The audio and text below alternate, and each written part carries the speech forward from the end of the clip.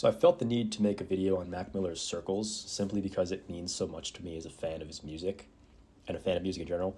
I know this isn't a raw reaction I've been listening to this album for 5 years, but I did recently re-listen to it, and I felt that it would just be appropriate to kind of break it down. Each year since his passing, I find that my perception of his music is always kind of changing. I think that this is due to the fact that I too am getting older, and it's not just his music that gets older and his discography gets older every year. I think it's funny because music seems to have that effect on us. Sound evolves just like our taste, our smell, and our sight. As a Mac fan of probably over a decade, I've noticed that some sounds have grown on me and some have faded. This album is one that has definitely grown on me in the last 5 years. I can't even believe it's been 5 years. Being the first posthumous album his estate released and the sequel to my favorite Mac album, Swimming, I had some bitter feelings about what was going to be done to his legacy with this unreleased stuff that's continuing to pop up, and I know it's happened subsequently since then. My opinion has since changed on that, but it's neither here nor there. I listened to Circles again fully for the first time recently, like I said, and I kind of gained a whole new appreciation for his musical legacy in this one listen. John Bryan worked really well on Swimming and in Circles, and he brings you some of the liveliest samples I've heard on a Mac album, probably post 2015, with Faces and Good AM. And this was when he kind of started to transition from rap and hip hop and this coming of age style rap, which I think is technically called frat rap. That's kind of the style you get on that album, and he transitions away from it in Good AM to some more slower and romantic songs. But Swimming was really special to me for many reasons, and is probably my most listened to album of all time, spanning every genre.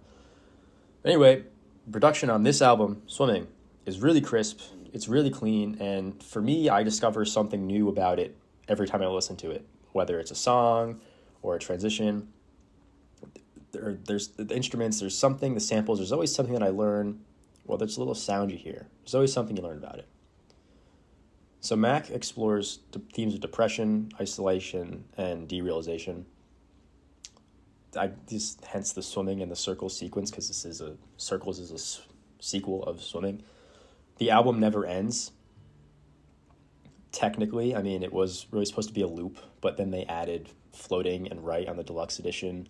So it kind of took away from the Once a Day ending on an unresolved note, which then was picked up by the first track on the record being Circles.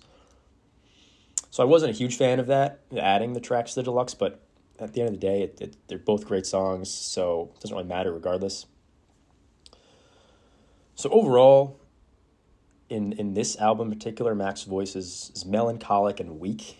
He doesn't really need powerful vocals or rhymes anymore to sweep you off of your feet. It's kind of like, the best way I would be able to describe this album is like a foggy, rainy day in the springtime. It's like gray. This is an incredibly gray album. The songs aren't flashy, although I think Blue World is probably the closest we get to that vintage Mac Miller feel with a great sample. Although everything is quite a stark contrast to the classic, nothing can stop me, I'm on top of the world, like gung-ho, young, youthful lyricism he had in his younger years. You get on like Kids and like Best Day Ever, that kind of stuff. Everything else is really simple, it's mellow, along with his voice, and to me it's surreal. Like when I close my eyes and I listen to songs like Woods or Hand Me Downs, Surf, Once a Day, and Everybody, I feel myself taken out of any time or place, and I'm then living in that moment within the song. I've done everything from cry to this album to smile to this album, feel hopeful and positive and feel outright negative. It's like, but at the end of it all, I feel like I can turn my brain off and just focus on whichever song is playing, and whatever I'm worrying about is resolved for the time being. Unless it's I Can See. I'm not a fan of I Can See, sorry. That's the only gripe I have. My favorite songs are either Complicated or Everybody. but it really is a toss-up depending on my mood and maybe what I'm struggling with in my own personal life at that time. I feel like each song can kind of speak to you differently depending on your own circumstances, and the lyrics will resonate more or less with some variable. I think this is common for me with a lot of artists that I listen to, but particularly with Mac, as he's been such an integral part of my younger adulthood, like late teens, early 20s. I like to listen to songs from this album when I'm feeling like I'm just floating above water, overwhelmed, or when I kind of need to hit the reset button on my brain. And I think with the way this ends with Once a Day is an acute reminder that it's important to just kind of like take a deep breath and live one step at a time, take it day by day. So overall, I give Circles a well-deserved 10 out of 10. It's been years of me being hesitant to kind of give it such high praise.